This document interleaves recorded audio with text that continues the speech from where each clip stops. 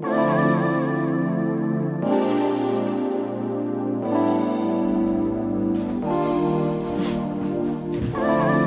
is up, IF Warriors? It is your boy Edward V, and today we're gonna do some commentary, something a little bit different.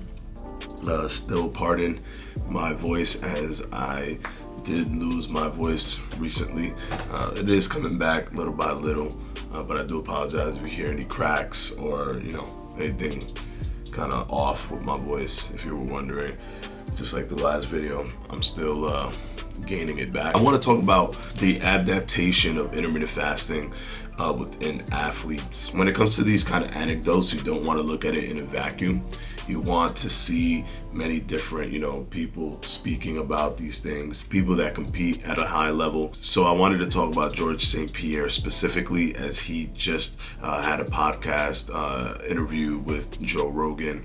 And in that podcast interview, he spoke about intermittent fasting. Now, I know I'm slightly late on commenting on this, but nonetheless, this video will still exist in history.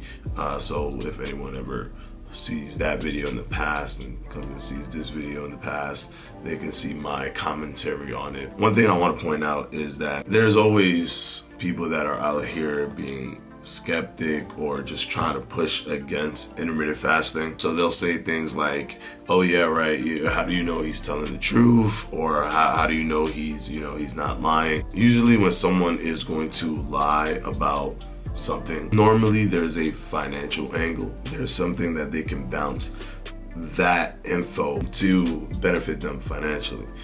And why a lot of people are latching on to intermittent fasting, why a lot of people are moving away from all those other traditional methods of weight loss and nutrition, is because there is really no money play when it comes to intermittent fasting.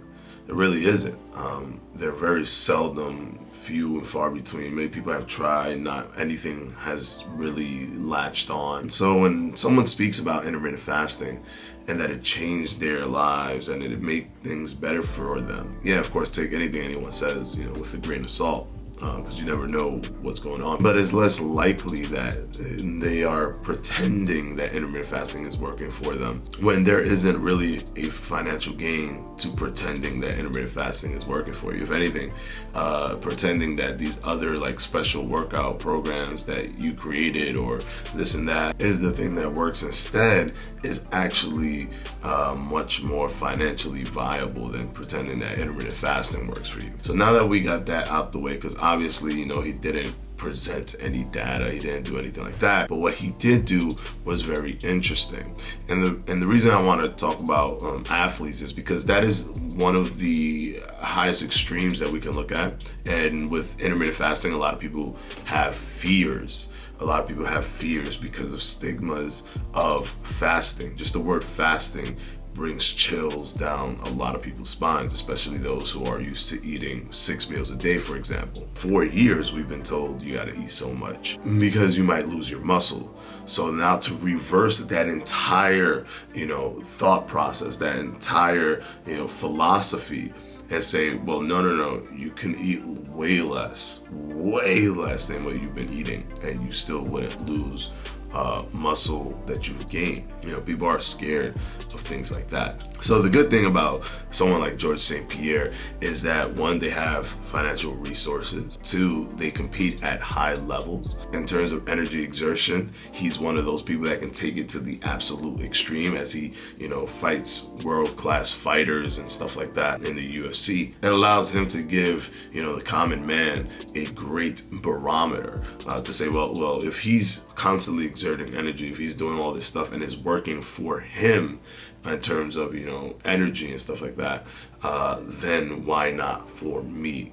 I play baseball, occasionally I go to the gym, but he's constantly training at high levels and fighting at high levels, at world class levels. So let's go ahead and jump into some of the things that he mentioned that go right in line what the studies have shown over time about intermittent fasting. Okay, understand that, of course, everyone is different. That will always be the case. But also understand that what this man is saying, what George St-Pierre is saying here, are what have been corroborated with studies many times. He said that he tested himself in January. In January, he tested himself at McGill University, and this is in Quebec, Canada, I believe, McGill University. They did a full body scan, like he has the financial resources to just do these things. And they didn't just test, blood and stuff like that. They actually tested his weight, his muscle density, I believe he said his bone density as well, everything. They wanted to check to see, lean mass and fat-free mass and all that stuff. And just so that you can see how, quickly you can start seeing these results. And you fast forward to today, I don't know exactly when he got his secondary results, but a few months later, they checked it and his muscle mass increased, his fat mass decreased, and his weight remained the same. And this is something that I've constantly pushed, constantly explain, constantly talk about, is that when you lower your insulin to baseline, what you're doing is you're telling your body that the most predominant calorie storage, the most important calorie storage to use is my body fat. And the reason that that's happening is because your body will always choose to use glycogen over body fat. Your body has two main sources of fuel. The number one being glycogen, the secondary one being body fat. If you fast and deplete your glycogen stores by not eating anything at all, even fats, macronutrient fats contain some glycogen. So if you don't eat at all, if you completely restrict yourself from eating within a decent amount of time, usually 6 to 12 hours, depending on how active you are, and how much glycogen you've put in your body to begin with, after that post-absorptive range, then you start to utilize that secondary source, the backup source, which is body fat. What intermittent fasting does is it makes that backup source no longer the backup source, and it makes it the main source. So intermittent fasting basically hacks your body to force it to use body fat. And that's why his results came up this way. Remember, they checked his bone density. They know how much water is in his body. They're telling him that his lean mass has gone up, but his body fat mass has gone down. And as he mentioned, he doesn't even have that much body fat on his body. So just imagine someone who has more body fat than he does. The body's still working effectively enough that even with the minimal body fat that a world-class athlete like George St-Pierre has, it can still tap into that. And the more body fat you have, the easier it is for your body to tap into it and utilize that as your fuel source. And he even confirmed that he did nothing different in his training. His training remained the same. The only thing that he changed was that he did intermittent fasting. So he did the same exact training. He was eating the same exact foods. The only interjected difference was intermittent fasting. And this goes in line with what, a lot of the studies out there indicate for intermittent fasting in terms of auto-targeting your body fat over, every other thing that carries calories. Glycogen, muscle, and body fat, they all carry calories. So I'm super happy that he did that test, that he did that scan, because those are those things that we need to see, those little anecdotes per person. Although it's kind of in a vacuum since it's just him, but it allows us to see that all the studies that we've been reading and seeing play out actually work when someone goes ahead and does the tests on himself. He also realized the psychology of constantly eating. He was thinking about that. He was talking about that. He said that he would force himself to eat, because he wouldn't be hungry. But guess what? It's lunchtime. I'm not really hungry, but hey, gotta eat. It's dinner. I'm not really hungry, but hey, I just woke up. It's breakfast. I gotta eat my breakfast. It's the most important meal of the day. So he realized that psychology where we're just commercially manufactured to eat. We're eating because the world is telling us to eat. we're not eating because we feel hungry. We're eating because the world is telling us to eat. And we're in fear of not continuously eating because the world is telling us that that will be bad for you. And also, he doesn't really like do calorie counting or, you know, look at any specific diet or anything like that. He simply just does intermittent fasting and eats kind of whatever he wants. He tries to eat healthy, as he stated in the video, but he doesn't count calories. You can tell from his response to Joe Rogan that he doesn't really count calories. He doesn't really measure anything, but he's still losing body fat while retaining and even, you know, increasing his muscle. He also talked about his mental fortitude, his focus. He said that he feels sharper in training. He feels lighter on his feet. He feels more active, more in control, you know, of his body physically because he's doing intermittent fasting. And that is something that's the norepinephrine, all of that fight or flight, that focus that happens because you don't have food in your stomach. I mean, and if you want to see why it's rooted, where is that rooted in? I mean, if you look at all the people that from before, you know, if they did not eat, and then on top of that, their body lost focus and lost energy and lost all of this, you know, this important attributes that you would need to go out and kill an animal to bring back the food, then, you know, everyone would have died off. You know, everybody would be dead. We wouldn't even exist because no one would be able to successfully do that. So obviously the ones that could not do that died off, and the ones that could do that continued to reproduce, continued to live because they had that ability to survive. It makes perfect sense that we went ahead and evolved from that group of people that can pull that off. If they had it, obviously we would have it as well. He also mentioned how hard it was for him in the beginning. A lot of people try intermittent fasting for a few days and they say, hey, whoa, it's not for me. Or they try it for, you know, for a few weeks. Some people put crutches on. They'll say, hey, look, I did it and I was using coffee and I was trying to just run off of the caffeine of coffee and it didn't work for me. So, you know, I once I stopped using coffee, I felt horrible. When I went, but that's not because of intermittent fasting not working, because your body is effective at switching from glycogen to body fat. And then when it understands that this is the norm, it does it without putting any strain on you. It just adapts. Your body adapts to that. But that takes like 2 weeks, 3 weeks of just doing that, specifically just doing intermittent fasting without any crutches. If you add a crutch, it will adapt with the crutch. You understand what I'm saying? So if you do it, but you also do it with coffee, then your body will say, okay, well, I'm gonna go like this, I'm gonna do this, and I'm gonna use this crutch that you're throwing in there to assist me in completing this task. Now, if you remove the crutches, like, oh, I'm not used to this.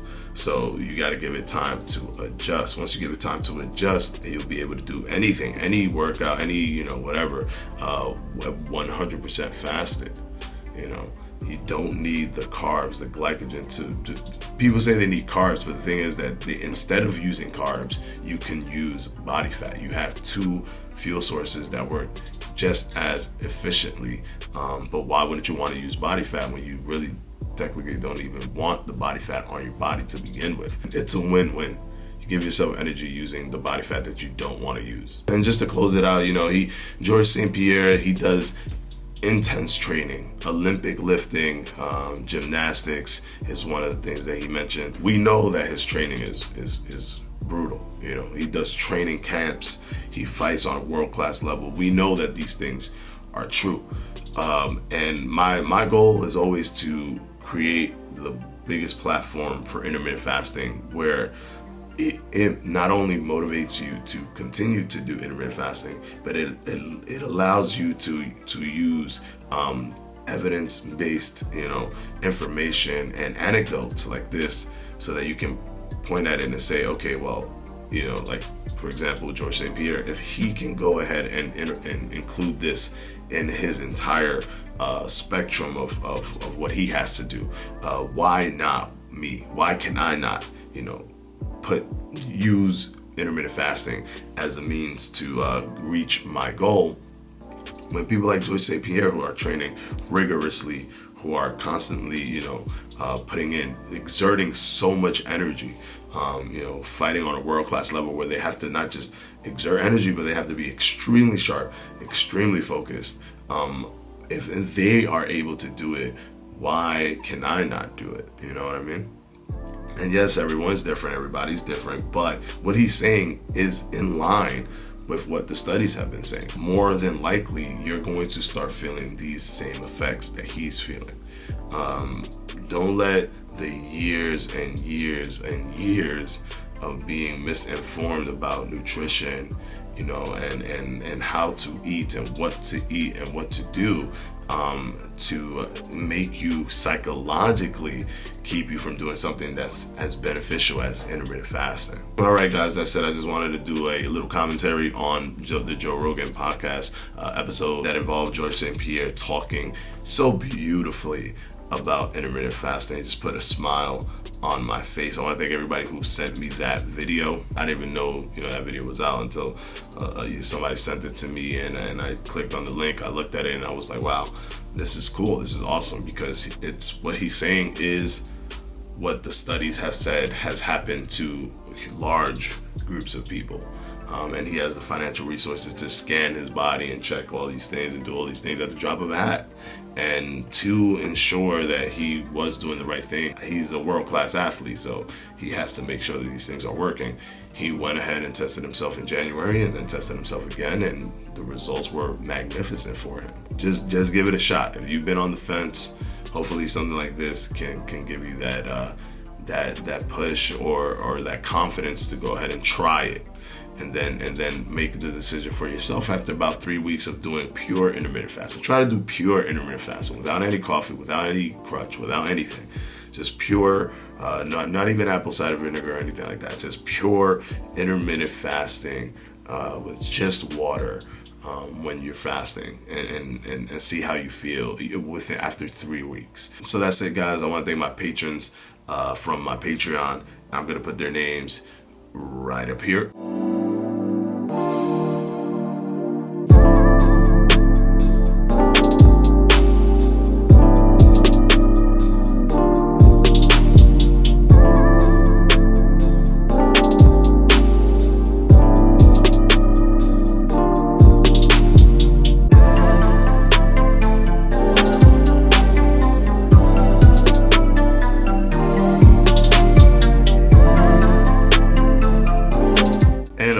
Guys, as always, I will see you on Wednesday for another FAQ. Peace!